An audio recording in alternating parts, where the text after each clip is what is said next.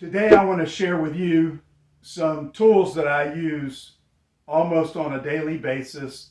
I would call them second level tools. We're not talking about tape measures or hammers or anything else like that.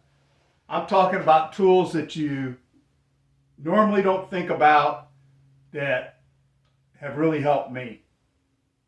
So let's get started. All right, the first one is this Johnson drywall scoring square. That's what it's actually called. I'll put a link below. And what I use this tool for is drafting on my assembly table. I don't know if you're like me, but I go to SketchUp and I learn it, get fairly proficient with it, and then time goes on, I don't use it, then I go back and I'm confused as to how it goes or whatever. I've found that it's just easier to draft right here on this white melamine assembly table, and I'll show you how I do it. Now, if it's just to work out a problem, I'll do it right on the table. If I want to keep what I've drawn, I'll slide paper underneath or tape it down, and then I'll draw from there. So I'm basically using it as a drafting table. But this square can be used for other things as well, but this is primarily what I use it for, and I'll show you what I do with it. I take a regular pencil, and this has perforations on here, much like the Incra stuff. You can see it.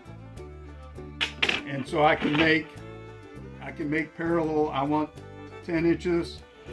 I can make a 10-inch line. I can come the opposite way, and I can draw it right on the table. And if I have to, for any reason, I can also use a square in conjunction with it, and it works just fine too. And I can work out problems like recently. I did a dining room table and chairs, and I wasn't sure about how I was going to do the angles on the chairs, so I just laid it out right here, you know, and it works great. A friend came over and we did a cabriolet. I just put a sheet of paper underneath it, a vellum paper, and we drew it out right there. So like I said, you can go, we'll call this vertically, and then horizontally, and the increments are at 1/4 inch.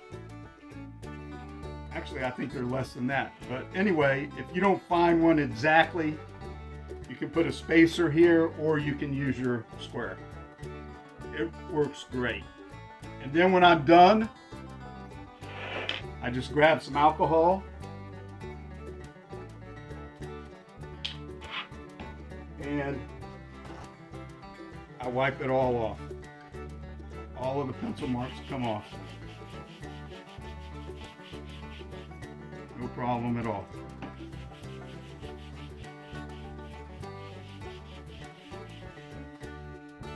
Little bonus tip, I have this piece of white acrylic, and you can also write on here anything you want to remember. If you want to write down a measurement, you can do so. Let's say 43 inches. There you go. You got your 43 inches.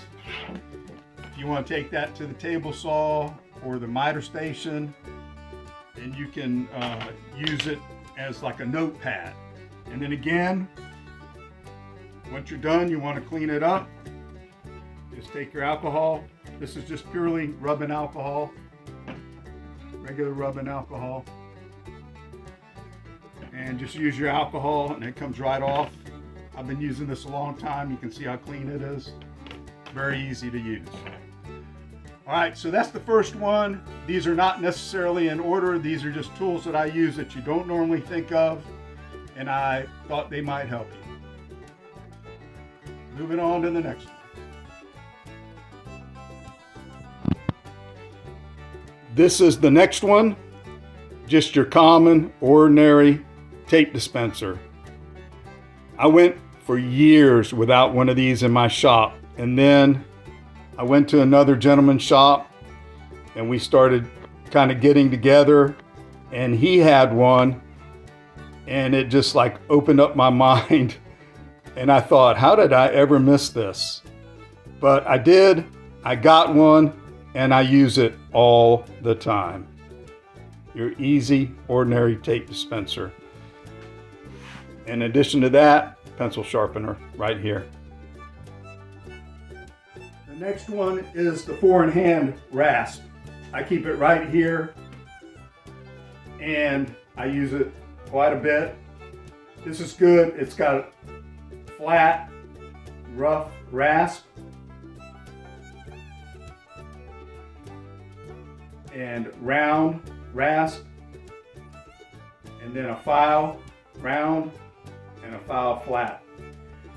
And you can use this for any kind of taking off ragged edges or bad saw cuts and you need to take the splinters out, or you want to get in to a rounded area and just kind of smooth it out before you take sandpaper to it. It saves you from getting a lot of splinters. This is something that you'll use all the time. 4-in-hand rasp. All right, the next one. I have old man eyes, so I need lots of light. So I have found that this common Ryobi light works great. You can set it flat pretty much anywhere, even on a saw, and it has some great functionality. Hit it once, you got both lights, and you can put it in any configuration that you want. Hit it again, you get the lower light or the top light, and it's just really versatile, the Ryobi light. The next one in line is the Glue Bot, the Baby Bot. The Baby Bot is great. It helps you apply glue in specific locations like miters and things like that. I love this glue bottle. It makes a big difference. Next one is the 1, 2, 3 block. 1 inches this way, 2 inches this way, 3 inches this way, and machine square. So it's great for setting up machines, checking your square for square, all kinds of different little things you can, when you need something square, you want to clamp, you can use it. I keep it in my apron, except it's just too heavy. Here's an inexpensive tool that works quick and easy. It's these sticks that find the center. The only problem is when they get to the end, they tend to run off, but once you get your center, you can extend it out with a square. They have different sizes. I keep them in my apron, and I use them quite often. If I just want to guess, I can pretty much gauge with a tape measure, but this helps you find it pretty quick. By the way, it is called the Easy Center Stick. If you want to draw angles extremely accurately, the Incra rules, excuse me, angle gauge is what you want. Set it along the edge, and then you can mark what you want, and that has incremental values to get whatever degree you want, and it is extremely accurate. Really great to have. While we're talking about Incra, I like their products. They work great and they're not extremely expensive. The little tiny T I keep in my apron. I use it all the time for drawn perpendicular lines.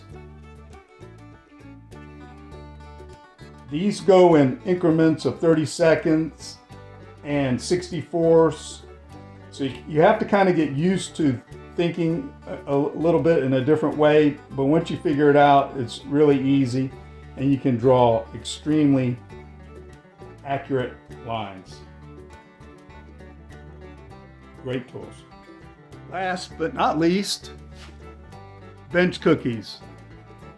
See, I have some store-bought ones up there to the right, then I've made a few myself, and I use these quite often to hold work up and all sorts of things.